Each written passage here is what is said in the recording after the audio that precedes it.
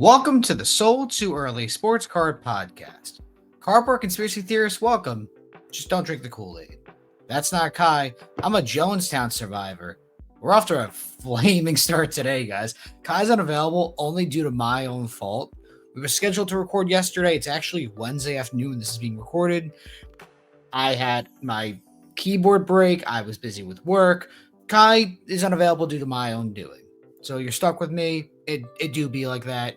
To be a rather short episode, I wanted to make sure at least that I recorded something for you, and there's relevant things to talk about, such as, and the main real crux of today's episode is a mix of hobby burnout that I'm seeing with a lot of people, and also conspiracy theorists. So we're gonna knock out the first thing being that burnout. This is such an interesting time in the sports card industry in terms of a business perspective. I think business in the sports car world is going incredibly well. I think that there's a lot of opportunity to make money. I think there's a lot of opportunity to do very well financially here. And frankly, I've done quite well recently, buying, selling, and trading cards. That's awesome. That's a great thing to hear. And I hope people are happy about that. But I also know that there's a part of what I do, the how do I describe this? The logical side of my brain is telling me this is going well. This is a great industry. I'm very happy. The emotional side is well, I could see why people are unhappy because this is no longer a hobby. And for a vast majority of people who do this online on Instagram and Facebook and everything like that, or at shows, it's not a hobby anymore. People are hashtag grinding themselves to the hashtag ground due to the fact that there is just so much going on from a financial perspective that you can't take a break. Listen, Kai 2 weeks ago in Dallas almost got into a fucking fight with a 40-ish-year-old man over a couple $100 that he made a mistake on, quote unquote, because he wasn't happy with how the deal went. But that's not Kai's fault. They negotiated a deal, they shook hands, and then this 40-year-old man got screamed at by his boss and then tried to take it out on Kai, who is the most well-mannered, positive, nice kid. He's not that much younger than me, but are you fucking kidding me? That's where we're at these days, where you got people screaming at each other, or I guess in his case, screaming at a child in a way over a couple $100. Are you serious? This is what we're doing? And I had a very insightful conversation with a friend of mine, actually an older gentleman in his 40s to 50s, who has fuck you money. He does not need to buy, sell, and trade cards. He is a very successful professional. He frankly could be retired if he chose to. He's working because he's happy. He's working because he feels fulfilled. And he sells cards, and he sells expensive cards because he wants to. Not because he has to, but because he wants to. And we have, I've known this guy for quite a long time, and he's great. So he's frankly one of my best friends in all of sports cards, and he's burnt out. And I completely understand why he is. He's no longer interested in the grind set of comping cards or packaging cards accordingly, or organizing them, or team bagging them, or pricing them, or organizing them with his wife and kids, or whatever else. He's tired, and I get it. I really do. Now, the difference between him and I is I'm 28. I would like to make more money. He is not. He has done what he needs to do in life. He's achieved what he needs to do, and he can choose to take his foot off the gas if he wants to. But I definitely understand where he's coming from, and I think a lot of that sentiment is really starting to bubble to the top for people to complain and be unhappy, frankly, due to where we kind of are in this industry, on the simple fact of everything's a spreadsheet. If you're buying cards, you expect a spreadsheet. Now, I just sold 10 grand worth of cards yesterday, and I didn't put a spreadsheet together with one of my friends, but hey, that's fine because we've known each other for years. But if you're dealing with NPC type behavior, you expect a fucking spreadsheet, you expect the comps, you expect percentage, and it is so robotic, so lacking of emotion that it is an industry. And anyone who claims otherwise is frankly wrong, in my opinion. That's where we're heading. Is that a good thing? I can't tell you. I fall on the realm or the spectrum. Get it? Spectrum joke. Autism. I'm so funny. No, but seriously, I fall within the realm of being like, I love this. I love this industry. I've seen it really change. Of course, I'm someone who does have perspective. I've been on Instagram for a decade, and even though I'm older, I'm not that old, and like I have context of like how things kind of were in ye old good days of 2015, 2016, 2017 of sports cards, especially online versus today. And I think in some ways it's better, in other ways it's worse. I net out in the feeling of I have fun with this when I'm with my friends after a show or when someone's handing me money. Is that good? I don't know. I'm not here to cast judgment on you. If you're strictly here for money, I have no problem with that. I truly don't. Now, I am of the opinion that the more money you have invested in sports cards, the worse your knowledge of sports actually is and your opinions of sports, because frankly, you're not impartial anymore. You are going to think that if you bought a ton of Daniel Jones cards, oh, Daniel Jones is going to beat out Anthony Richardson for the starting job. If you bought a bunch of Anthony Richardson, you're dumb. No, if you bought a bunch of Anthony Richardson cards, you probably think he's going to beat out Daniel Jones. Or if you're really banking on the Texans being good next year, you predominantly probably have a lot of CJ Stroud or something like that.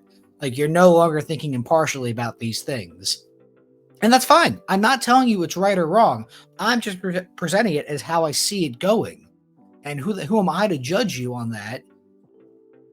I'm nobody. You can do whatever you want. It's just how I kind of see the world. And it really, I don't know if we're better or worse off. In my opinion, the money has been pretty good coming in. It is something that could be a career for me if I chose it to, but I really don't want to because I don't want to be reliant on those spreadsheets and buying heavy bro type people. I'd rather deal with the people I like, which comes down to the same thing of like, in my opinion, the way to do this, the correct way, is find people who treat you like an actual human being, who respect you as a person, who want to have a conversation with you, and give them your business. Everyone wants to pay around the same percentages, so you might as well deal with people you want to see succeed and who you want to actually know will be in this industry for another 10 years and not just short-sighted. Oh, we're buying heavy bro. Please, I'm buying heavy bro. And then they don't, and they disappear because they're probably a shady motherfucker, which does happen a ton in our industry. But it's a shame. It's not going to change. I think, in my opinion, it will get worse in the simple fact that people who truly are only in it financially are going to continue to be are going to become the majority at some point in time. Like, it's I would say it's a very vocal minority of people who do this full time and sell sports cards full time, but you obviously hear them the most on platforms such as Instagram, Facebook, and I imagine X. I don't know. I don't use Twitter. I don't care for it at all. It's not my cup of tea, but there's nothing wrong with that when they're decent people. There are some who just are robots. Whenever I think of that example too, there's one distinct person I think of who I've seen at shows for years, and I legitimately do not know his name. And I've seen him for years, and I've sold him a couple cards, and there's nothing wrong with that, but just does not communicate as a human being. Checks comps, makes offer, yes or no, coding says shake hand or walk away. And it's just that example that I think of in my head every single time, where I see more people becoming that way. And it also, unfortunately, this is where I have an opinion on it actually pretty negatively, it seems to be a lot more children and teenagers.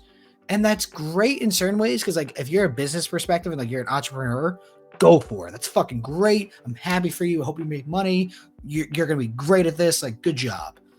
But you still need the personal, like interpersonal skills of talking where you come up short. If you can't have a conversation, it's not going to happen. And I think a lot of people feel more similar to how I do about that.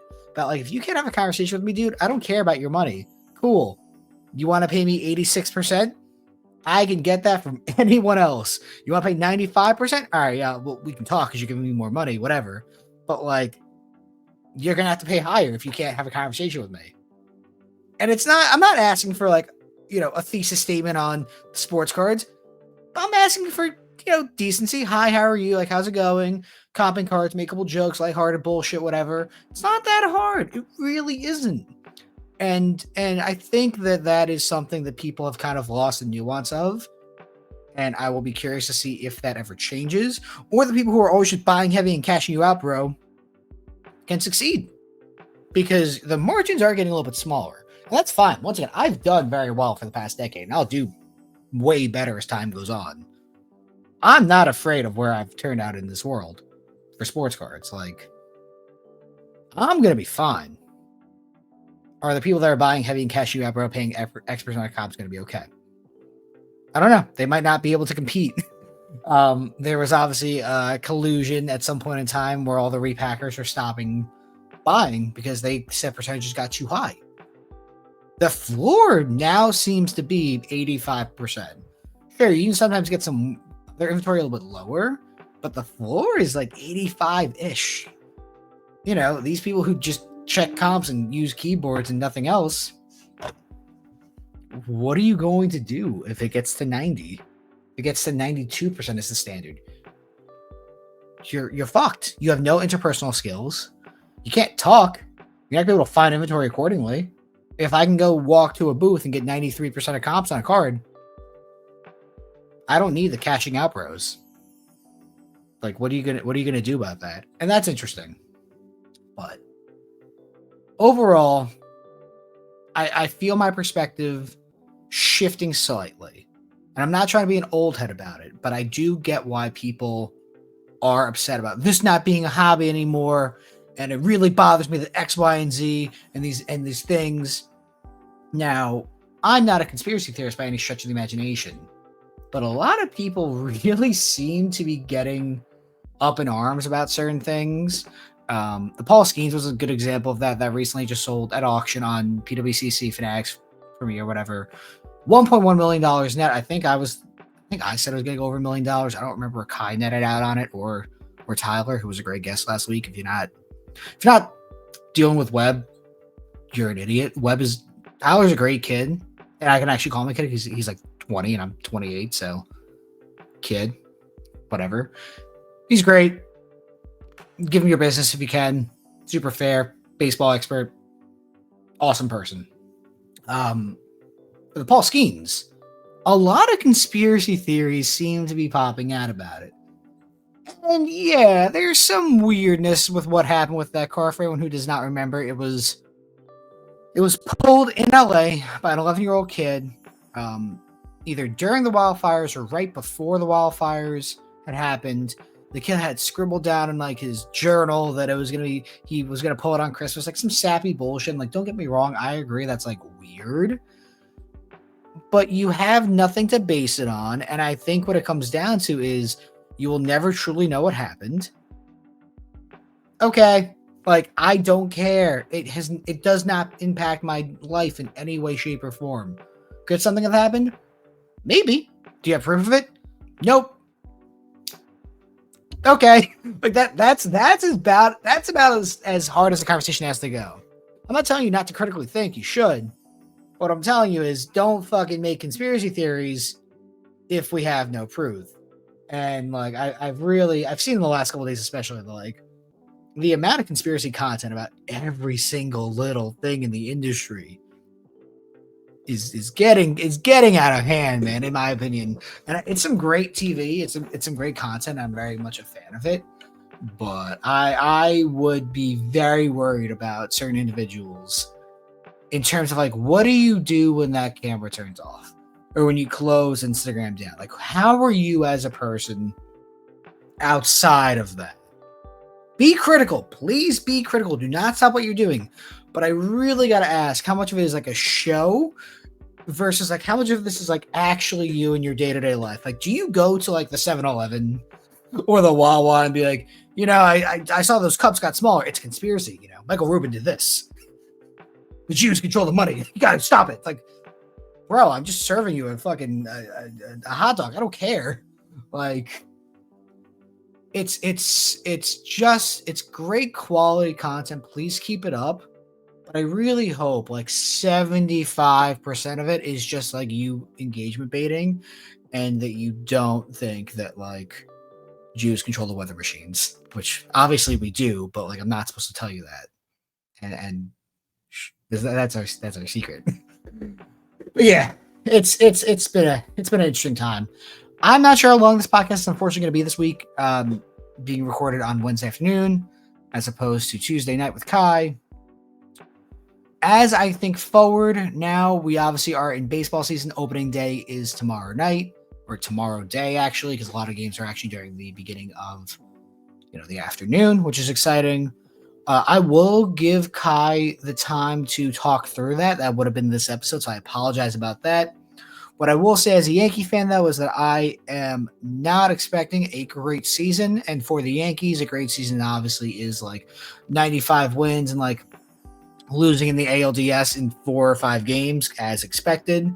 I expect the Yankees, frankly, to finish like 83 to 87 wins because they have not had a under 500 season in like 30 years.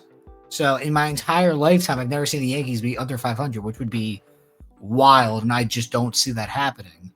But frankly, in a world where that does happen, I think they should move on from Brian Cashman relatively soon, and Aaron Boone especially as well. And I don't think that's a crazy opinion as a Yankee fan.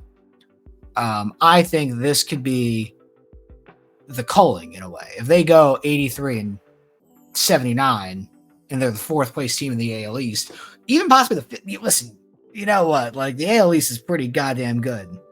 I don't think Toronto's going to be anywhere near a good team this year, but 75 to 80 wins could be last place in the AL East, which is impressive considering how powerful that division overall is. I don't think the Yankees win 90 games. I don't think they win 70, but I could see them in the 80 to 85 range. And I don't think fans would handle that kind of well, especially after the World Series, especially after losing Juan Soto to the Mets. And don't get me wrong, I actually really do believe the Yankees are a better team overall before injuries. Bellinger, Paul Goldschmidt, Dominguez now being the starting left fielder, Devin Williams, Max Fried. Like, I think the team overall pre-injury to Garrett Cole, Luis Hill, was better. It is what it is there, unfortunately, as a Yankee fan, which is so horrible, obviously. But I could see a bad season happening and then moving on from Cashman and Aaron Boone. As for the Giants, they signed Russell Wilson and Jared and James Winston, which is interesting. I would have been okay with them just signing Winston. I would have been okay with them just signing Russell Wilson. Signing both is a little weird. I hope that means they're not going to trade up and draft Shadur.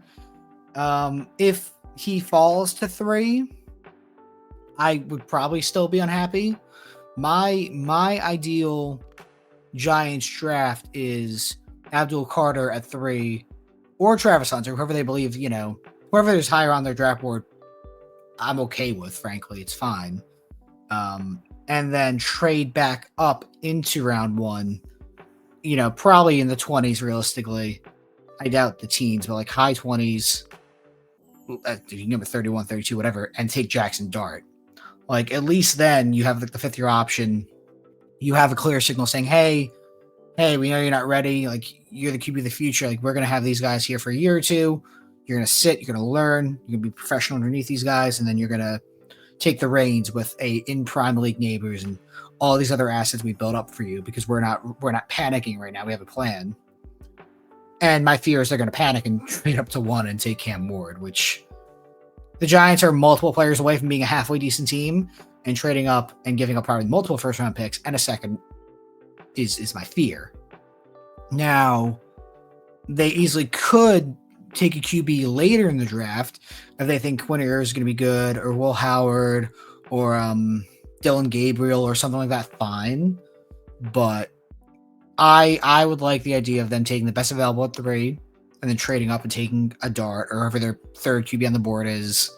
I don't believe we're going to have a Michael Penix type situation where there's just like a random ass poll of a QB being taken high that was not supposed to be.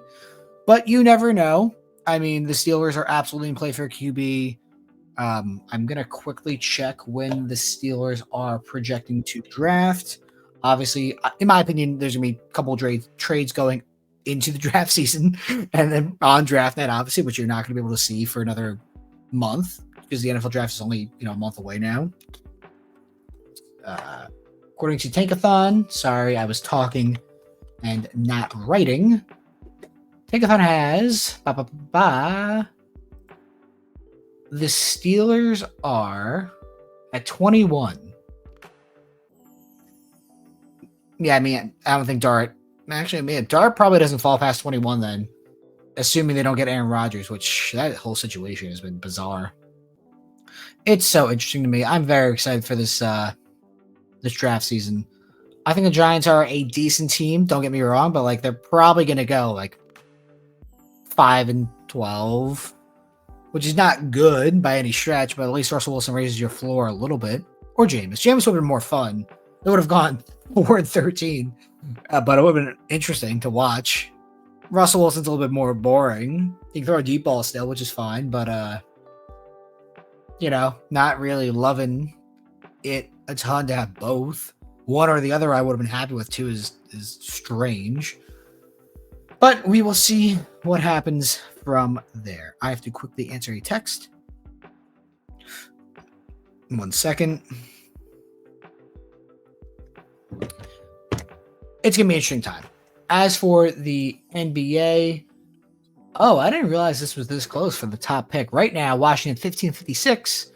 Utah is 16-57. They've lost 9 of their last 10 games. Wow, I did not know that happened. Charlotte's a dumpster fire. New Orleans is a dumpster fire. Philly keeps on losing, and the Nets keep on losing.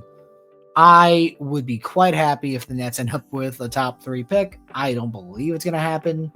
According to Tankathon, it is a 39.5% chance they get a top 4, which is cool, and a 10% at number 1.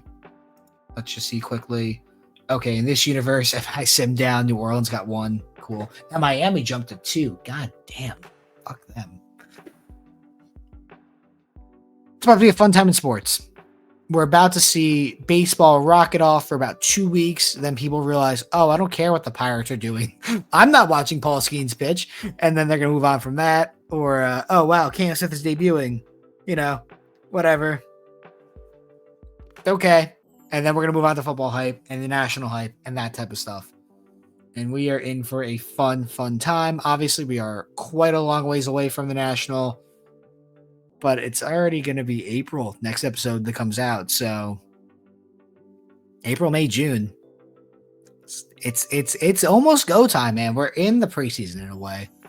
And that's a great time to start buying and being prepped and being ready. And obviously, there's a lot of moves that have to be made before now and then. And my inventory will turn over completely before then, like multiple times. But it's overall an exciting time in sports cards. I think I've touched on a good amount of things in terms of I understand why people are burnt out. I understand why people are not having fun. I completely agree. I really do. But from a business perspective, I think things are pretty strong. I could see sentiment changing over time. But from a buying perspective, even Kai had mentioned this to me. It was his most successful month last month. And I'm happy for him. I love him. I'm glad he's doing well. Mine's a little bit different. I mean, I'm more focused on like Speedy Card Lister. I'm more focused on like my job and moving on from my job and like my wife and like my house and stuff. So like my priorities are not fully in trading cards. I'm getting more ramped up again with things, which is good. But I'm very content. I'm very happy where things are. And I knew it'd be a little bit of a slow start for 2025, but I'm still doing fine. Just how do I go from fine to thriving? Which takes some time. It is. But anyway, short episode tonight. I apologize. It is what it is. Next week, full episode with Kai. Talk baseball. Talk other things as well. I'm sure there's going to be 4 more conspiracy theories or another Whatnot Breaker doing something stupid. Oh, yeah, we missed Whatnot Breakers like doing cocaine and stuff. Dude, what? Man, why? There was like multiple people doing like, someone did like cocaine and then someone like hit their kid. Like, yo, what's next? It's just a random world, man. Thank you guys for watching, listening. Next week, hopefully not that, but you never know. See you then. Bye.